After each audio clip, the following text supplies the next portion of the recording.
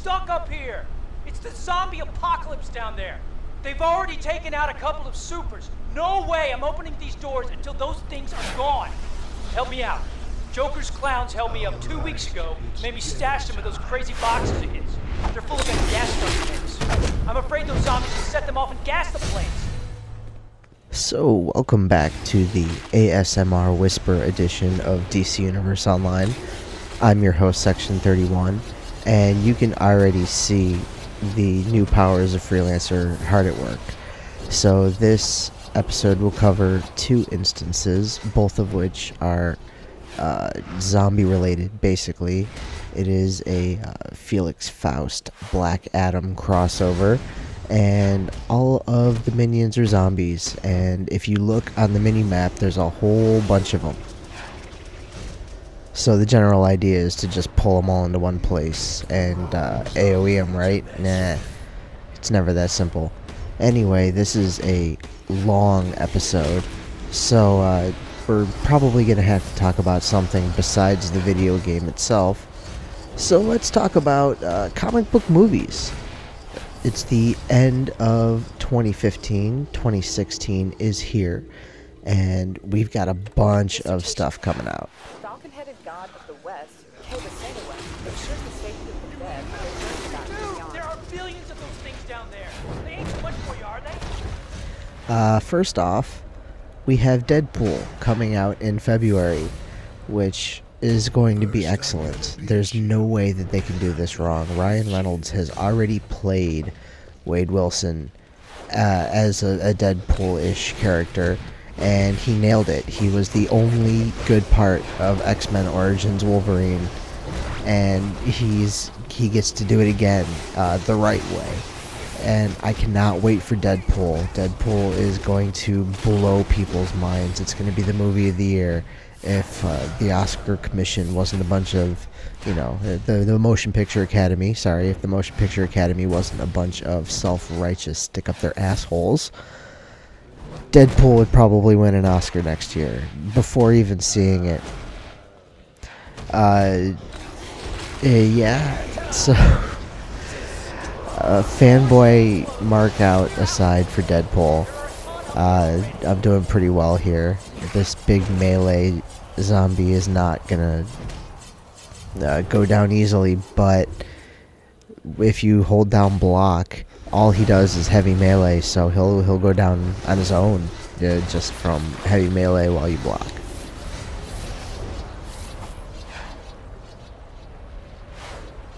Then the bonus objective is to destroy Joker packages. There are several of them. You can't really miss it. You know, it's not destroy 10 Joker packages and there's only 10 packages in the entire building. There are quite a few and they respawn. So the side quest, pretty easy in this building.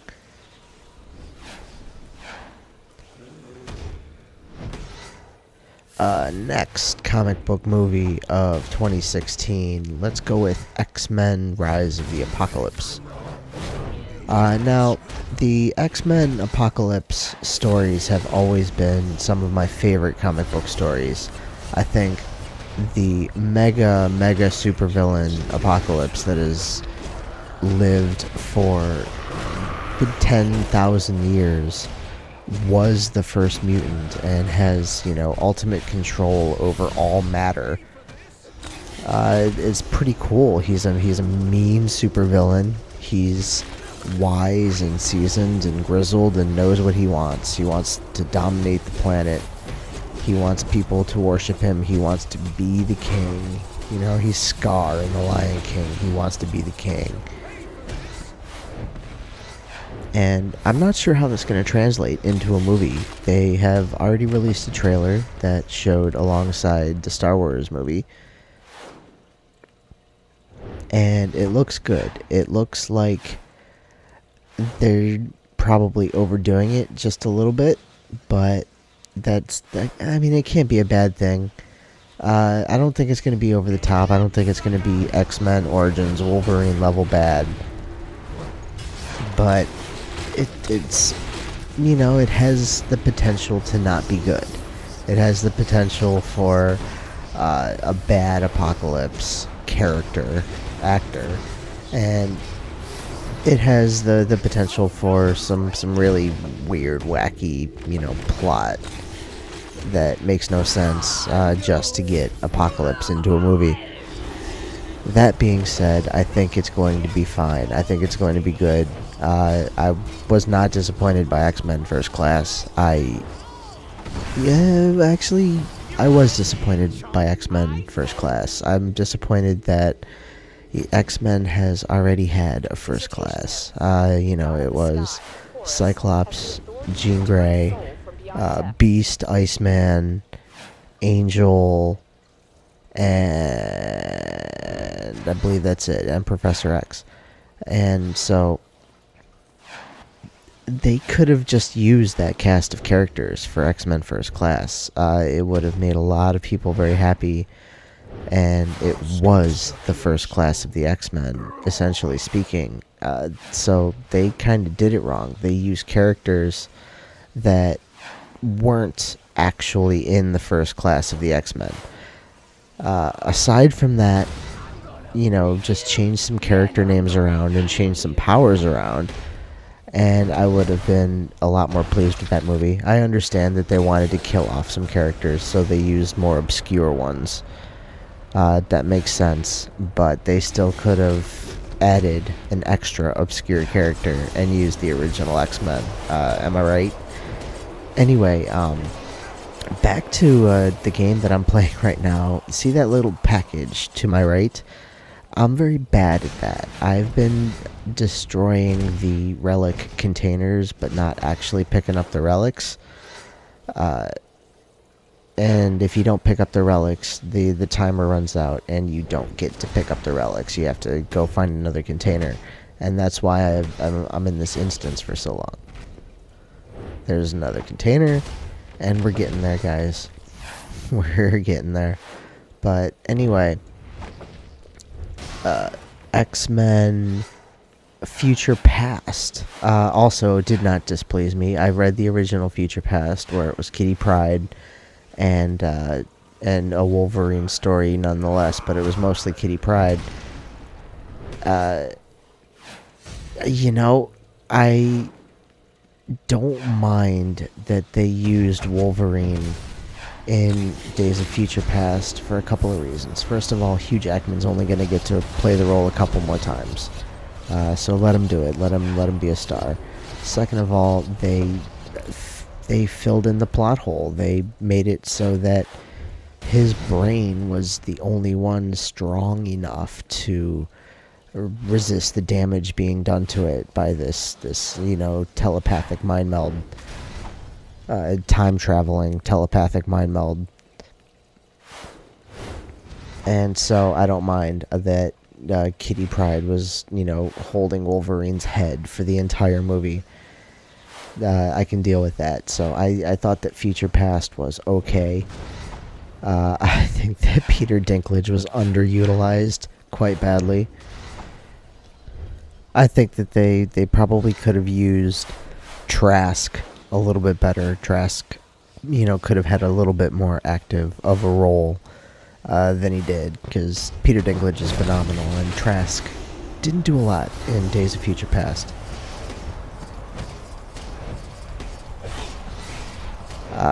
So, if X-Men Apocalypse has potential. Faust minions swarm inside. You must collect their ichor. Combine with the effects from those Kandaki artifacts. This should temporarily loosen your soul just long enough to do what must be done. So you have to complete the most annoying series of side quests in between the instance I just showed you and the instance I just walked into. I hate this quest. I hate it, I hate it, I hate it. I hate any quest in DC Universe that forces you to become something that you're not. In this case, it forces you to be a zombie. And it's terrible. It's absolutely terrible. You don't get your power set. You have to use the zombie power set. It's like being transformed into a gorilla at Star Labs. It's just stupid. But here we have another huge encounter. These are all minion-type enemies. They will die in one hit. Just try and pull them into one place and try not to die, because they can overwhelm you, but they go down quickly. If you can get them in one spot and AoE them, they will not last very long. You'll be able to plow through this lobby without any difficulty. And if you do, there's a feat in it for you. I'm not sure how many points. We'll see when I get it. But anyway, back to our summer movies. Summer movies, winter movies, 2016 movies, period. X-Men Apocalypse has the potential to be good, but it could also be very bad. It could be quite overdone like X-Men 3 was, and not end well. But we'll see. Let's hope that they don't just totally murder off main characters left and right like X-Men 3 did.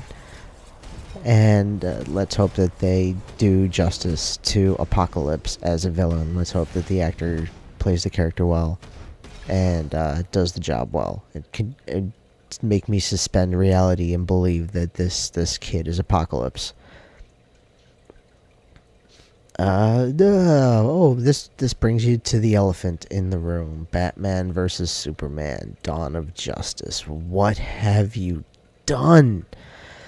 Now, I know it's going to be a good movie. I like Man of Steel. I know people criticize Man of Steel quite a bit, but I enjoyed it. I think that even if you're going to tell another Superman origin story, it was fine. It was good. They didn't waste a lot of time. I didn't like, mopey Kevin Costner as Superman's father, telling him to hide from the world and not use his powers, even if it means saving someone's life. I think that that's a load of crap, and I don't like that at all. But everything else about the movie was okay. They could have just cut Kevin Costner entirely, and the movie would have been a 10 out of 10.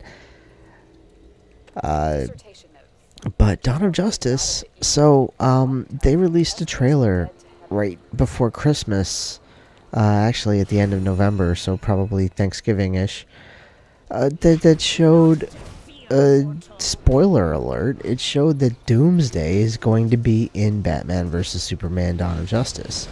And it shows that Batman and Superman are going to team up against this Doomsday-ish thing. And it shows that Lex Luthor created Doomsday. And it's just like, it's a mess. It's going to be good. It's going to be a great movie, but they just told you the whole movie. Now, I'm not going to talk about Star Wars in this episode in a spoilery capacity in any way. So there will be no Star Wars spoilers here. That being said, I knew what was gonna happen in Star Wars before I got there. If I had written down a list of things that I thought were going to happen in Star Wars the day before I saw it, and then I went and saw it, I could have crossed off almost everything on that list. It was really telegraphed based on the story that they presented to us through the trailers. It was, earmarked. It was they let us know where the movie was headed, and based on my deductive reasoning, I got it right. I figured out almost exactly what the movie was going to be, and nothing in it surprised me. Now, that's not a bad thing. I think they did it right. I think that they did Star Wars just about as well as they could have done.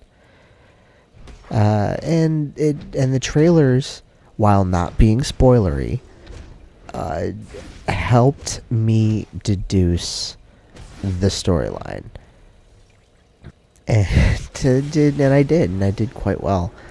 The movie wasn't super was super predictable, and all those moments that you think are going to happen, they happen. But getting off of Star Wars, they didn't spoil anything in the trailers. They didn't ruin the movie for you. Batman versus Superman, unless there is a major linchpin somewhere in Batman versus Superman that is a bigger deal than Doomsday, then I don't know why they put Doomsday in the trailer. It's worthless, totally worthless, and it's disappointing to no end, because now when Doomsday shows up, you're not going to be surprised at all. It's worse than the double-bladed lightsaber of Darth Maul in the Phantom Menace trailer. You know, in the Phantom Menace trailer, you see Darth Maul just go whoosh, then he turns the lightsaber to the side and it goes whoosh, and he's got the other one, and it's so cool. But then when you go to the movie theater and you see it, it's not impressive at all, because you've already seen it. And Batman vs. Superman just did that. They showed Doomsday jumping out of, a 10-story building, breaking out of the lab he was created in, presumably, and just breaking out of the building and crushing down the road and sliding and doing the Superman heat vision blast thing. And the fact that Wonder Woman stops it with her shield. Are you serious? You gave all that away in the trailer. If you gave all that away in the trailer, there has got to be some wicked gold that wasn't in the trailer. For their sake, I hope so, because, a trailer has never ruined a movie for me until this Batman vs. Superman trailer. It's been a while, I've seen a lot of movie trailers, and I've seen a lot of movies, and this, the Doomsday spoiler in Batman vs. Superman Dawn of Justice trailer number 3 is the biggest bullshit spoiler I've ever seen in a trailer.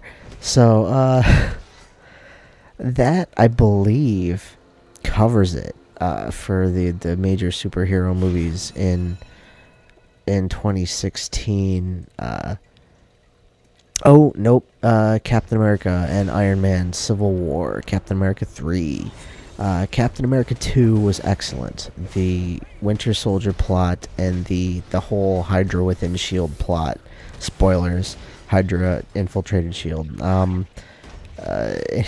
If you haven't watched Winter Soldier by now, you should really go watch it. So, Winter Soldier was an excellent movie, and the Captain America Iron Man Civil War comic arc was an excellent comic arc, and I think that there's no way they can do it in one movie. I don't know if it's gonna be Civil War Part 1 and 2, or if it's gonna go back to the Avengers route, because I know that Avengers Infinity War is coming. So it's coming in like Part 1 and Part 2. They're coming in 2017 and 2019 or something like that.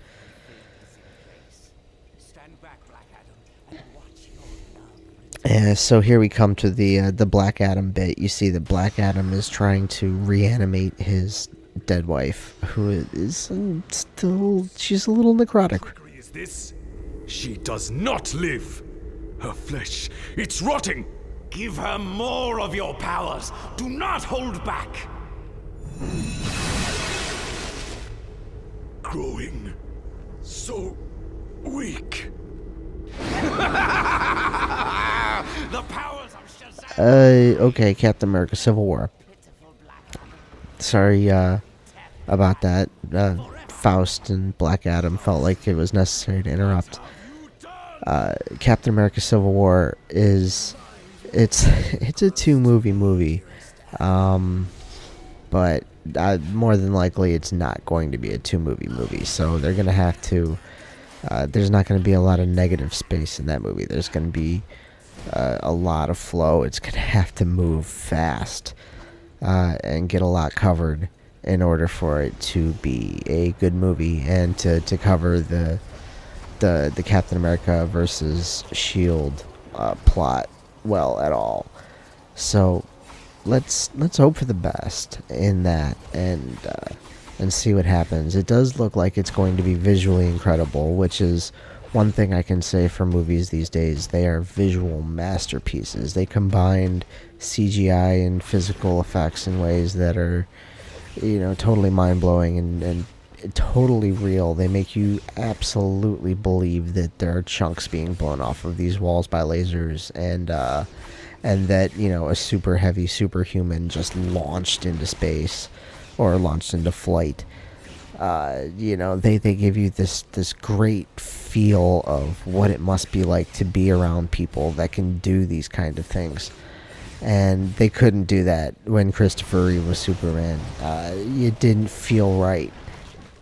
It didn't feel super powerful. And Henry Cavill's Superman feels powerful. It feels like everything he does has weight behind it.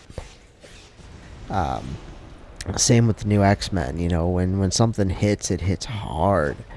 And all the Marvel movies, everything is just so heavy and powerful and trucking, and it's gritty, real combat, and it's fun. Well, I say real combat when I'm talking about superheroes that fire lasers from their faces, but it's still, it's substantial is a good word.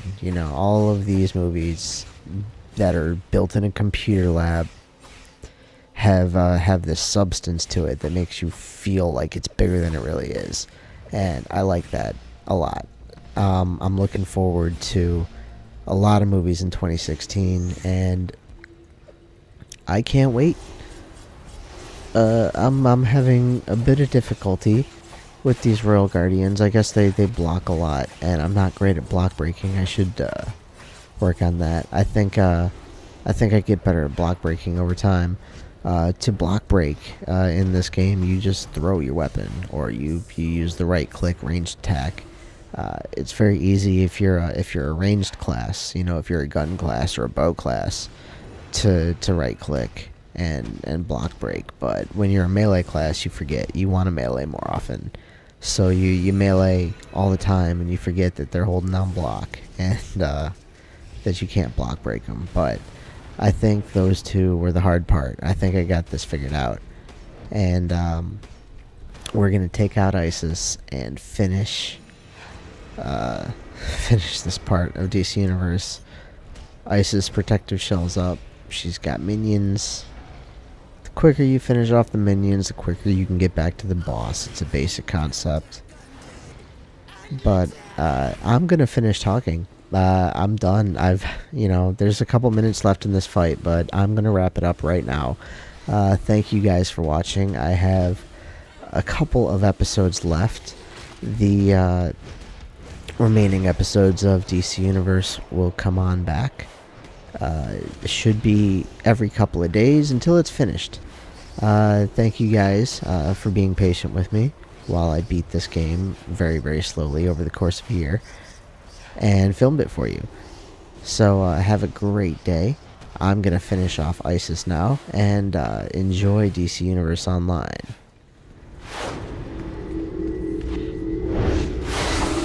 Your soul fills me with power.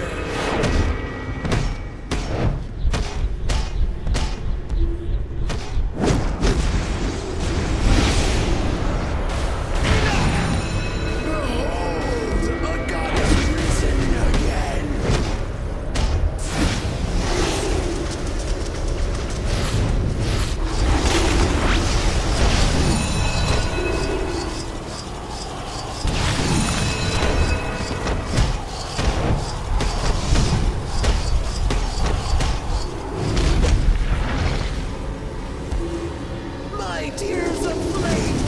No! I will not return to dust. Shazam! Help me! You are lucky that I do not kill you here and now. You and Faust will both pay for what you have done.